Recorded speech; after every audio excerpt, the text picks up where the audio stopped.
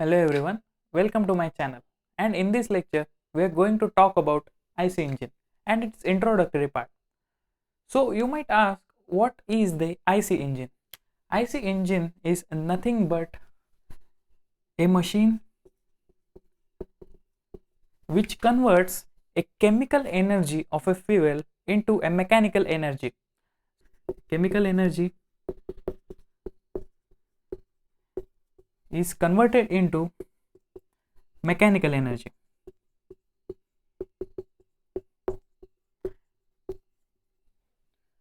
So actually what happens is that, let's consider you have a car. So car is having an engine. So the input is a fuel. We are getting the rotation of a wheel as a output. So the basic definition of a IC engine is, it is a machine which converts chemical energy into a mechanical energy. So this is just a definition. Let me explain you. What happens is that IC engine, which is a full form Internal Combustion Engine. But what really is a internal combustion? So internal means it is an enclosed chamber. So let's consider it is an enclosed chamber it has a constant dimensions. So the combustion process which happens inside an enclosed chamber is a internal combustion. So what happens is that, let's consider we have justified this word internal. So for combustion, so what is a combustion actually?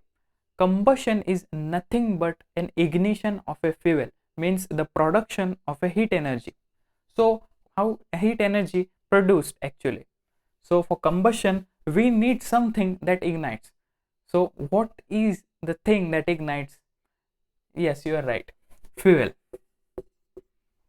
So for combustion we need fuel. So fuel is a chemical energy. Fuel contains the chemical energy. Maybe it will help to produce thermal energy.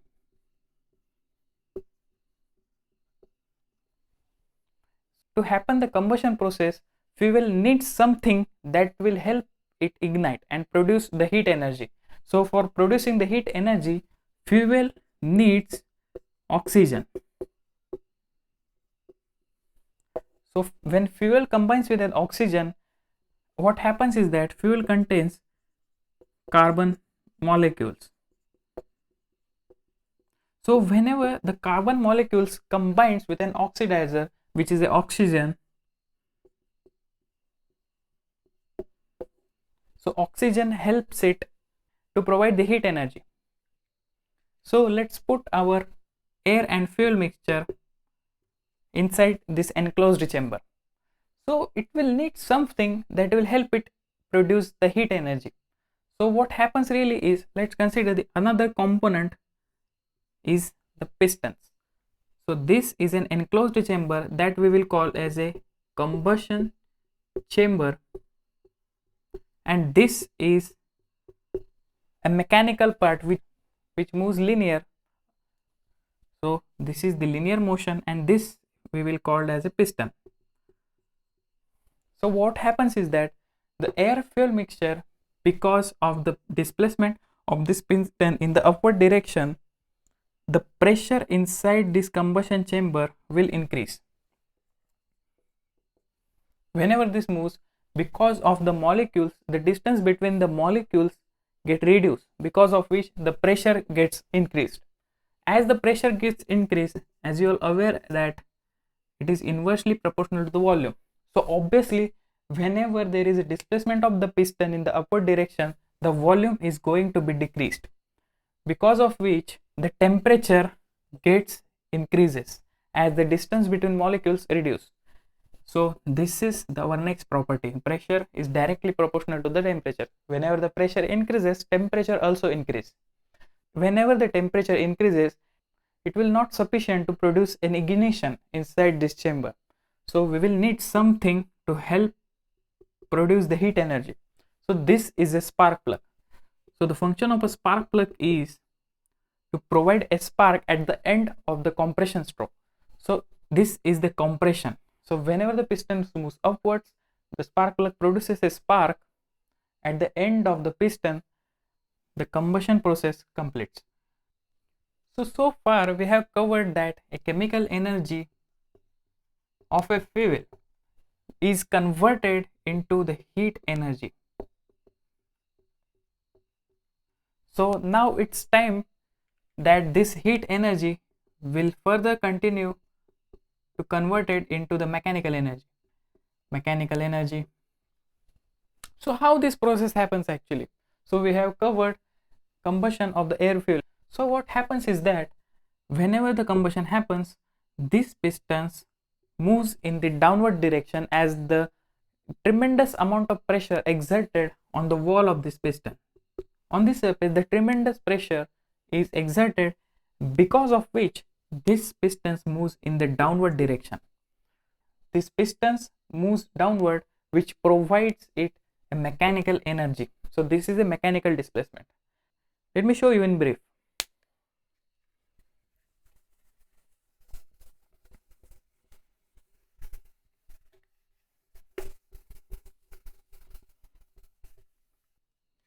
So now this is a combustion chamber, or we called it as a enclosed chamber. This is our mechanical moving part which moves in the linear motion. This we will call it as a piston, and at the end of the piston there is a link which is connected to the pistons, which will convert this linear motion and transfer it to the another part that we will discuss later. So this we will call it as a connecting rod. So whenever the combustion happens at this end, that there is a downward force exerted on the surface of the piston. So because of which the mechanical energy is produced. What happens is that the air and fuel mixture is inserted through some port. So let's consider this is the inlet for the air fuel mixture. So this is the port. So after this valve opens, the air and fuel mixture enters the combustion chamber. So this is a air plus fuel mixture. So whenever this air fuel mixture is coming inside the combustion chamber, the piston inside the combustion chamber moves in the downward direction. So because of the mechanical displacement, we have to convert this linear motion into the rotary motion, as the wheel turns in the rotary motion. Okay, so for this link is again connected to the another link shaft, which is a crank. Linear motion of the piston is converted into the oscillatory motion of a connecting rod. So the piston is having linear motion, the connecting rod is having oscillatory motion, and again it is the oscillatory motion is converted into the rotary motion of the crank. So the crank is having rotary motion. So this crank is connected to the shaft, which is called as a crankshaft.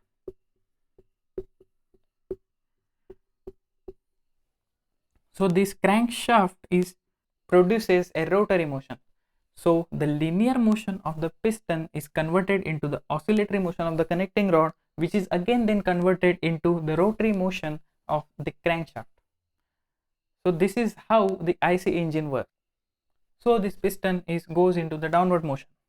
So after this revolution, these pistons come to the end of the stroke. So during the one complete revolution of this crank, air and fuel mixture is sucked into the combustion chamber, and in the next revolution the air and fuel mixture gets compressed, and the pressure and temperature of this air fuel mixture gets increased. So let me tell you one by one the procedure. So first process is a suction.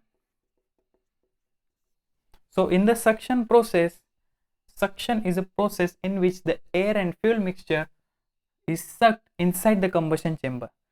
So during this process, the pistons travels from the top dead center. So this is a top dead center which we call TDC, and this is a bottom dead center which is a BDC. So in the suction process, pistons travels from TDC to BDC, top dead center to the bottom dead center, and the air and fuel mixture is sucked into the combustion chamber. In the next revolution of the crank, the second process happens, which is a compression. So compression is the process in which the pistons moves again from the bottom dead center to the top dead center, and the compression process happens in which the compression of a air and fuel mixture, which increases the pressure and temperature of the fuel. So this is the compression process. The next process, the third process, is a combustion or ignition. So in the combustion process, because the ignition during the end of the compression stroke, because of the spark plugs, the fuel gets ignited and the tremendous amount of pressure is exerted on the wall of the piston, because of which the pistons again travels from the top dead center to the bottom dead center, which is called as a combustion process. So in this stroke, during the combustion process, we got the power output. So the main function of the combustion stroke is a power output. In the next revolution of the crank, so after the power output, our last stroke is a exhaust stroke. During the exhaust process, the residual, which is a burnt mixture of air and fuel. So the burned mixture of air and fuel have to be excreted from the combustion chamber for the next stroke. This is a exhaust port. This is a exhaust port. So this is exhaust port which will, and this is the exhaust valve. So during the next revolution of the crank, the gas inside the combustion chamber is exerted to the outside of the engine or a combustion chamber, in which the piston moves again from the bottom dead center to the top dead center, and in this stroke the inlet valve is closed and the outlet valve is open. So this process is called as a exhaust stroke. So these are all the 4 strokes of the IC engine. So this is just a basic part of an IC engine. We will see the components of IC engine one by one in our next lecture. So in this lecture we have covered what is the definition of IC engine. So what do you mean by this internal and combustion? So what actually happens, we have all covered in this lecture. So in the next lecture we will see inlet valve, what is outlet valve, what is a spark plug, the 2 types of engine, what is SI engine, CI engine, what actually is the connecting rod, crankshaft, piston. So there are so many things that we need to cover in the next lecture. So I hope you understood what exactly is an IC engine and really what processes happens in the engine. So if you like this video, please subscribe to my channel and hit the bell icon to get notified for latest updates.